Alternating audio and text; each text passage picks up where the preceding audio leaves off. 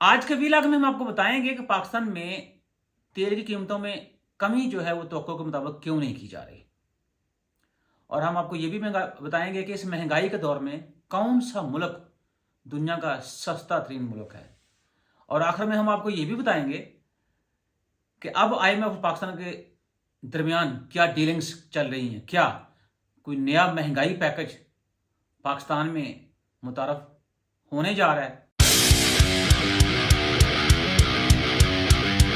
27 दिसंबर को एक खबर पब्लिश हुई जिसमें यह कहा गया कि इंटरनेशनल मार्केट के अंदर, स्पेशली जो ऑयल मार्केट है, उसके अंदर तेल की कीमतों में बड़ी गिरावट देखने को मिली है, जिसकी वजह से पाकिस्तान के अंदर तेल की कीमतों में बड़ी कमी तवक्को की जा रही है। उसकी वजह क्या बताएगी? वजह यह बताई गई कि चूंकि यूरोपियन यूनियन ने रशिया के ऊपर ऑयल प्राइसेस के मामले में पाबंदियां आयद की हुई, जिसमें कहा गया कि फी बैरल $60 से ज़्यादा कीमत कोई मुल्क उनको ना दे। अब हुआ यह कि चूंकि क्राइसिस आपको पता है दुनिया के तकरीबन बहुत सारे मुल्कों में चल रहे हैं, जैसे यूक्रेन रशिया का क्राइसिस है, जैसे फिर इसराइल और हमास का क्राइसिस है। तो उस क्राइसिस की वजह से इंटरनेशनल मार्केट के अंदर तेल की कीमतें $60 से भी नीचे आ गई। तो हमने जनाब ढिढोरा पीटना शुरू कर दिया कि पाकिस्तान के अंदर अब तेल इतना सस्ता होगा कि बस आपकी सोच है। उसके बाद क्या होता है, फिर 28 दिसंबर को एक और खबर लगती है जिसमें यह कहा जाता है कि पेट्रोल की कीमत में ₹7, डीजल की कीमत में ₹6 फी लीटर कमी की तवक्को है। तो पहले बड़ी तवक्को की बात हो रही थी, फिर बड़ी तवक्को से कम हो गया, अब ₹6 से ₹7 के ऊपर आ गए। और जब आपको पता है तेल की कीमतों में कमी हुई तो आपके सामने है कि पेट्रोल की कीमतें तो बिल्कुल वैसे ही है, पिछले 15 दिन के लिए थी और वो आगे 15 दिन में वैसे ही है। हाँ, जो कमी हुई वो हाई स्पीड की प्राइसेस में कमी हुई और मट्टी का जो तेल है उसकी प्राइसेस में कमी हुई। ये सोच रहे होंगे कि मैं ये बात क्यों कर रहा हूं। मैं बात ये इसलिए कर रहा हूं कि देखें हमें क्यों ये फेक न्यूज जो है वो चला के तो हमें उम्मीद की किरणें दिखाई जाती हैं, लेकिन एट द एंड आउटपुट वही निकलता है जो आपने सोचा होता है। तो बेहतर यह है कि आपने तेल की कीमतों में कमी करनी हो या इजाफा करना हो तो हर 15 दिन बाद उसको खामोशी से कर लिया करें। अगर आपका दिल करे कि हमने आवाम को वाकई कोई रिलीफ देना है तो तेल की कीमतों में कमी कर लें। लेकिन अगर आपको लगे कि हाँ जी इंटरनेशनल मार्केट के अंदर तेल की कीमतों में बहुत ज़्यादा इजाफा हो गया है जिसकी वजह से हम आवाम को रिलीफ नहीं दे सकते, तो आप तेल की कीमतों में इजाफा कर दें। ये दरमियान में जो आप जसूमे छोड़ते हैं, इससे मेरे जैसे नाजुक बंदा जो है उसको तो बड़ा हर्ट होता है। और मेरे ख्याल में आपके जहनों में भी या दिल में भी ये बुरी फीलिंग्स आती होंगी कि भाई गवर्नमेंट दिखाती हमें कुछ है, बताती हमें कुछ है, या दिखाती हमें इस हद का है, जब एंड में मारती है तो फिर हमें इस हद का मार देती है। तो थोड़ा सा मेरे ख्याल में लोगों को इस परेशानी के आलम में इन फेक न्यूज़ के तासुर से या असर से बाहर रखना चाहिए और जो रियलिटी है वही बताएं आप लोगों को। अभी एक वर्ल्ड स्टैटिस्टिक्स की रिपोर्ट पब्लिश हुई है जिसके अंदर उन्होंने बताया है कि ये जो महंगा दौर चल रहा है, आपको पता है, हर बंदे को पता है दुनिया में वो जहां जहां रह रहा है कि इन्फ्लेशन डे बाय डे बढ़ता जा रहा है। उसको आप ये समझें कि दुनिया कोविड का जो असर था उसकी वजह से क्राइसिस में है। उसको आप ये समझें कि दुनिया के अंदर जो मुख्तलिफ समय जंगें लगी हुई उसकी वजह से क्राइसिस का शिकार है। दुनिया पूरी क्राइसिस का शिकार है। और आप देखें यूरोप के अंदर गैस की कीमतों में कितना इजाफा हुआ, आप देखें यूके के अंदर गैस की कीमतों में कितना इजाफा हुआ, और आप उसकी वजह से उनके जो अदर यूटिलिटी बिल्स हैं उसके ऊपर भी कितना ज़्यादा असर पड़ा। हमारे यहाँ चलो गवर्नेंस के इश्यूज़ हैं, हमारे यहाँ चले हम कर्जे में डूबे हैं उसके इश्यूज़ हैं, उसकी वजह से महंगाई जो है उसको हम फेस कर रहे हैं। इसके बावजूद पाकिस्तान के अंदर लिविंग कास्ट जो है उसको देखा जाए तो दुनिया के बाकी ममालिक में बहुत कम है। तो मेरा बात करने का मकसद ये है कि पाकिस्तान अभी भी दुनिया का सस्ता तरीन मुल्क है रहने के लिए। अच्छा, वो उस रिपोर्ट के मुताबिक भारत का नंबर तीसरा है, चौथे नंबर पे कोलंबिया है, पांचवें पे लिबिया, छठे पे नेपाल, सातवें पे श्रीलंका, आठवें पर यूक्रेन और नौवें नंबर पे उज्बेकिस्तान है, और 10वें नंबर के अंदर टर्की है जहां तकरीबन 100% से भी ज्यादा इन्फ्लेशन है। तो मेरे ख्याल में अभी भी, और दुनिया का जो महंगा तरीन मुल्क है वो स्विट्जरलैंड है, और इसने अपनी बिल्कुल पोजीशन पिछले कई सालों से वो बरकरार रखी हुई है। हाँ, अगर कोई बंदा बात पाकिस्तान के मामले में जो मैं बात करता हूँ, हाँ ठीक कंपैरेटिवली अगर आप उसको देखें, क्योंकि मैं भी दुनिया में घूमता फिरता हूँ, तो मैं फिर वो कंपेयर किया करता हूँ कि अगर यही कॉफ़ी का कप पाकिस्तान के अंदर लिया जाए तो वो कितने का है, चाइना में लिया जाए वो कितने का है, मैं फ्रांस जाता हूँ वहाँ लिया जाए वो कितने का, इटली जाता हूँ वहाँ लिया जाए वो कितने का, या यूके जाता हूँ तो वहाँ कॉफ़ी का कप कितने का मिलता है। तो कंपैरेटिवली मुझे भी पाकिस्तान के अंदर जो कॉफ़ी का कप है वो सस्ता लगता है बाकी सारी जगहों जहाँ मैं काफ़ी इंजॉय की। लेकिन मैं समझता हूँ कि थोड़ा सा लोगों का जो इनकम सोर्स है अगर उसके ऊपर हल्का सा पॉजिटिव इफेक्ट आ जाए तो मेरा ख्याल है कि लोगों को यहाँ रहने में कतन दिक्कत का सामना नहीं करना पड़ेगा। वो एक मेरे ख्याल में हम कौमी तौर पे हमने एक बना लिया वतीरा कि ठीक है ये मुल्क है, इसने जब तक हमें दिया तो हमने वाह वाह की, जब हमें इस मुल्क की जरूरत पड़ी तो हमने ये मुल्क छोड़ना गवारा किया कि हम यहाँ से छोड़ के किसी दूसरे मुल्क के अंदर जाके आबाद हो जाएं। लेकिन अभी भी पाकिस्तान दुनिया का सस्ता तरीन मुल्क है और उसमें जो कराची शहर है पाकिस्तान के अंदर वो पाकिस्तान का सस्ता तरीन शहर है। और कराची के बारे में कहा जाता है कि कराची जो है यह हर एक बाहर से आने वाले बंदे को अपने अंदर समो लेता है। तो कितने अच्छे हैं कराची वाले लोग। फवाद ने ये इंकशाफ किया है कि आईएमएफ ने पहले क्या किया कि जो स्टेट बैंक था उसको खुद मुख्तार बनाया, उसके बाद वहाँ जो गवर्नर बाकर रजा की बात कर रहा हूँ उनको अपना मुख्ताज बनाया और फिर उनके ज़रिए उन्होंने मालूमात इकट्ठी करना शुरू कर दी। और आपको अगर याद हो तो जब भी कभी आईएमएफ का वफद पाकिस्तान आया तो हमारे जो ऑफिशियल्स है गवर्नमेंट के लोग उनको पता ही नहीं होता था। इसका मतलब ये हुआ कि हुकूमत को दोनों की, किसकी, स्टेट बैंक ऑफ पाकिस्तान की और आईएमएफ की जो डीलिंग्स होती थी उनका पता ही नहीं होता था।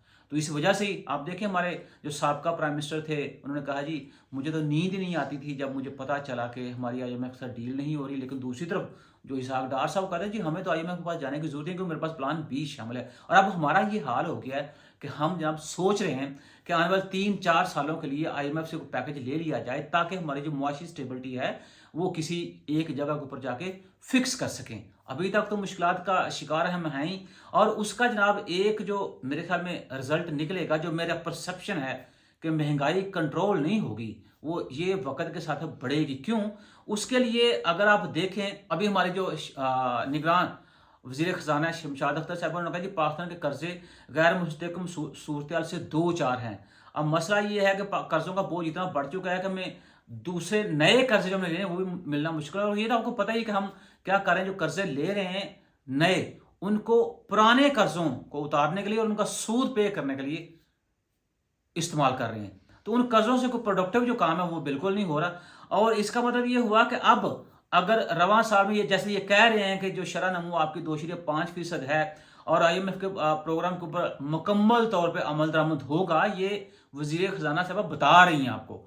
तो इसका मतलब दूसरा ये भी हुआ कि हम कतन अगर चाहेंगे भी तब भी हम जो कंडीशनैलिटीज हैं किसकी, आईएमएफ की, उनसे जरा बराबर भी चूं चरा नहीं कर सकते। मेरे सोर्स ये बता रहे हैं कि पाकिस्तान और आईएमएफ दोनों एग्री हो गए हैं कि जो 2024-25 का बजट होगा उसके अंदर जो टारगेट तय किए जा रहे हैं वो 11,000 बिलियन टैक्स कलेक्शन होगा और बजट का साइज जो है वो 16,500 बिलियन होगा, जिसके अंदर जो डेट पेमेंट्स है वो 9,500 बिलियन होंगी। डिफेंस बजट जो है वो 2100 अरब का होगा और ट्रांसफर टू प्रोविंसेस जो है वो तकरीबन 5,320 अरब के होंगे। और जो पीएसडीपी है आपका उसमें 780 बिलियन रुपया रखा गया है। और फिजिकल डेफिसिट को कंट्रोल करने के लिए फिजिकल डेफिसिट जो है आपका वो 9,000 अरब रुपया है। तो आप ये देख लें कि ये जो हमारा बजट है 16,500 का, उसमें से आप समझिए कि ऑलमोस्ट जो 10,000 है वो तो आपका कर्जों की पेमेंट में चला जाना है। बाकी जो आपका 650 है, बल्कि इसको आप ये कह सकते हैं 750, क्योंकि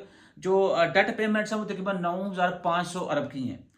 तो बाकी अमाउंट के साथ आपने मुल्क भी चलाना है, प्रोविंसेस को पैसे भी देने हैं और फिर आपने अपना फिजिकल डेफिसिट जो है उसको कंट्रोल भी करना है और आपने पीएसटीपी जो है उसके थ्रू रह के मुल्क के अंदर डेवलपमेंटल काम की करने हैं। आप ये देखें इन कम पैसों से आप क्या कर सकते हैं। अगर टैक्स कलेक्शन में इजाफे की तवक्को है तो वो मेरी पहली बात जो पिछले वीडियो को मैंने की थी कि जब टैक्स लगेगा तो वो टैक्स मल्टीपल होके महंगाई की फॉर्म में लोगों के ऊपर आएगा। और हमारा हाल ये है जनाब कि हम दुनिया का 5वां बड़ा मुल्क है, आबादी हमारी 25 करोड़ है, जिसके अंदर 65% लोग जो हैं वो यूथ पे मुश्तमिल हैं। और आपको पता है कि दुनिया के अंदर ह्यूमन रिसोर्स बड़ा इंपॉर्टेंट होता है। पाकिस्तान के अलावा दुनिया के दूसरे मुल्क वहाँ डेफिशिएंसी है ह्यूमन रिसोर्स की, यूथ की डेफिशिएंसी है। चाइना ने इस चीज़ को प्रोजेक्शन करके तो उन्होंने अब फिर जो पहले उनके पास 1 चाइल्ड पॉलिसी थी, अब उन्होंने 2, 3, 4 चाइल्ड पॉलिसी अडॉप्ट कर ली है, ताकि अपनी पॉपुलेशन के अंदर जो यूथ है उसका पोर्शन बढ़ाया जाए। तो हमारे पास तो ऑलरेडी 65% है। तो मेरे ख्याल में हमें तो पूरी दुनिया से आगे होना चाहिए, लेकिन हम एटॉमिक पावर भी हैं, हम 5वां बड़ा मुल्क भी है आबादी के लिहाज से, हम ज़री मुल्क भी हैं, और हमारी आबादी में 65% यूथ पर मुश्तमिल है। बेरोज़गारी हमारी आसमान पे, अनएम्प्लॉयमेंट आसमान पे, ग्रोथ हमारी 2.5%, पॉपुलेशन ग्रोथ से भी नीचे। इसका मतलब कि आने वाले वक्त में डिमांड फॉर फूड बढ़ेगी, प्राइसेस बढ़ेंगी, इन्फ्लेशन बढ़ेगा, हंगर बढ़ेगी, मुल्क में अनएम्प्लॉयमेंट बढ़ेगा। तो ये हाल है हमारा। लेकिन इस सारे सिनेरियो के बावजूद हम कुछ सीख नहीं रहे। क्यों? अभी वो लोग जो साबिक एमपीएस हैं, वो लोग जो साबिक वज़रा रहे, वो लोग जो साबिक अफसरान रहे, वो आज भी सरकारी गाड़ियां इस्तेमाल कर रहे हैं। मुझे ये नहीं समझ आती क्या हमारे ज़मीर के अंदर कहीं पे भी थोड़ी सी भी शर्म की रमक जो है वो बची हुई है कि नहीं बची हुई? कि जब आपने एक ओहदा छोड़ दिया, वहां से आप रिटायर हो गए या आपने रिजाइन कर दिया, तो फिर जो कौमी जराए से चीजें हैं लाइक सरकारी, वो मेरे ख्याल में हमें खुद ही वापस कर देनी चाहिए, बजाय कि हमारे ऊपर कोई कार्रवाई की जाए और गली मोहल्ला सुने कि हाँ जी ये रिटायर तो हो गए, लेकिन इन्होंने क्या किया है, सरकारी गाड़ी अभी तक नहीं छोड़ी।